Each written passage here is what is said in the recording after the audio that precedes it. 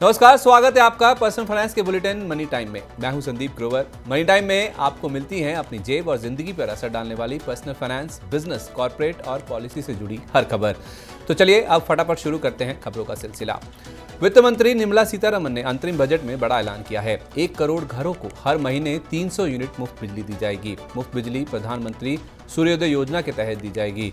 वित्त मंत्री ने कहा कि प्रधानमंत्री सूर्योदय योजना से 1 करोड़ परिवारों को हर महीने 300 यूनिट तक मुफ्त बिजली मिल सकेगी। मुफ्त सौर बिजली के इस्तेमाल और बची हुई बिजली वितरण कंपनियों को बेचने से परिवारों को सालाना 15,000 से 18,000 रुपए तक की बचत होगी। ये योजना इलेक्ट्रिक वाहनों की चार्जिंग में भी सहायता करेगी।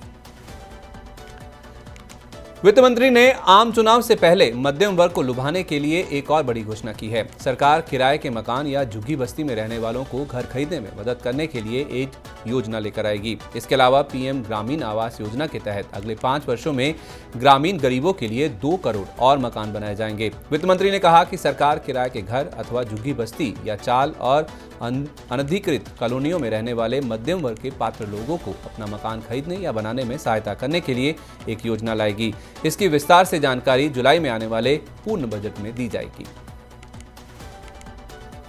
सरकार ने भारत में हाइब्रिड और इलेक्ट्रिक वाहन को तेजी से अपनाने और विनिर्माण यानी फेम योजना के लिए आवंटन 44% घटा दिया है। वित्त वर्ष 2024-25 के लिए फेम योजना में 2,671 करोड़ रुपए आवंटित किए गए हैं। सरकार इस योजना को पहले ही 2 साल के लिए बढ़ा चुकी है।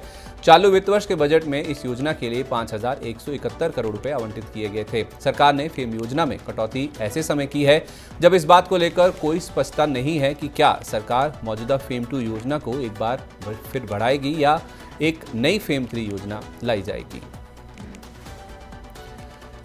सरकार ने वित्त वर्ष 2024-25 के लिए विनिवेश लक्ष्य फिर एक बार 50,000 करोड़ रुपए तय किया है। वित्त वर्ष 2018-19 और 17-18 को छोड़कर सरकार आज तक अपने विनिवेश लक्ष्य को हासिल नहीं कर पाई है।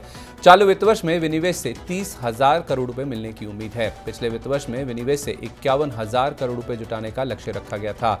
इसके अलावा सरकार को चालू वित्त वर्ष में सार्वजनिक कंपनियों के मौद्रीकरण से कोई राशि मिलने की भी उम्मीद नहीं है। सरकार तिलहनों के घरेलू उत्पादन को बढ़ावा देकर खाद्य तेलों के मामले में भारत को आत्मनिर्भर बनाने की रणनीति बनाएगी। इसके अलावा डेयरी किसानों को समर्थन देने के लिए एक व्यापक कार्यक्रम शुरू किया जाएगा। खाद्य तेलों की घरेलू मांग को पूरा करने के लिए भारत बड़ी मात्रा में खाद्य तेलों का आयात करता है। घरेलू मांग को पूरा करने के मकसद से खाद्य तेलों के आयात पर निर्भरता कम करने के लिए अंतरिम बजट में तिलहनों के घरेलू उत्पादन को बढ़ावा देकर देश को आत्मनिर्भर बनाने की रणनीति बनाई जाएगी। बजट वाले दिन सोने में मजबूती देखने को मिली। वैश्विक बाजारों में तेजी से दिल्ली राजधानी में सोने का भाव 100 रुपए की बढ़त के साथ 63,450 रुपए प्रति 10 ग्राम हो गया। चांदी की कीमत 600 रुपए लुढ़क कर 76,100 रुपए प्रति किलोग्राम रह गई। अंतर्राष्ट्रीय बाजारों में सोना लाभ के साथ $2,044 प्रति औंस पर कारोबार कर रहा था। पश्चिम एशिया संघर्ष बढ़ने के साथ सुरक्षित निवेश के लिए मांग बढ़ने से सोने की कीमतों में तेजी देखने को मिली है। बजट के दिन 6 साल में दूसरी बार सेंसेक्स में गिरावट आई है। उतार चढ़ाव भरे कारोबार में सेंसेक्स 106 अंक गिरकर 71,645 अंक पर बंद हुआ। इससे पहले सेंसेक्स 2023, 2022, 2021 और 2019 में बजट पेश किए जाने के दिन सकारात्मक रुख के साथ बंद हुआ था। इससे पहले बजट के दिन सेंसेक्स में गिरावट 1 फरवरी 2020 को आई थी। शुरुआती बढ़त होने के बाद घरेलू बाजार अंतरिम बजट पेश किए जाते समय उतार चढ़ाव में रहा। कोई बड़ी घोषणा न होने से बाजार निराश हुआ। वित्त मंत्री निर्मला सीतारमण ने 47.66 लाख करोड़ रुपए का अंतरिम बजट पेश किया। बजट का आकार पिछले साल के बजट से 6.1% अधिक है। खर्च में बढ़ोतरी और पूंजीगत खर्च के साथ सामाजिक क्षेत्र की योजनाओं के लिए अधिक आवंटन के कारण बजट का आकार बढ़ा है। वित्त वर्ष 2024-25 में उधार के अलावा कुल प्राप्तियां 30.80 लाख करोड़ रुपए रहेंगी। इस दौरान सरकार का कुल खर्च 47.66 लाख करोड़ रुपए होने का अनुमान है। वित्त वर्ष 2024-25 में कर संग्रह 26.02 लाख करोड़ रुपए रहने का अनुमान है। सीतारमण ने कहा कि भारतीय अर्थव्यवस्था अच्छा प्रदर्शन कर रही है। लोगों की औसत वास्तविक आय में 50% की वृद्धि देखने को मिली है।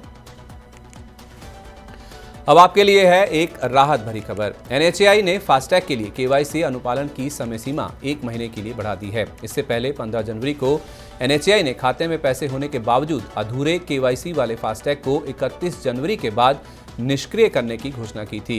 इलेक्ट्रॉनिक टोल कलेक्शन सिस्टम की दक्षता बढ़ाने और टोल प्लाजा पर वाहनों की निर्बाध आवाजाही को संभव बनाने के लिए NHAI ने एक वाहन एक फास्टैग पहल लागू की है। इसका उद्देश्य कई वाहनों के लिए एक ही फास्टैग के इस्तेमाल या एक विशेष वाहन के लिए कई फास्टैग जोड़ने को रोकना है।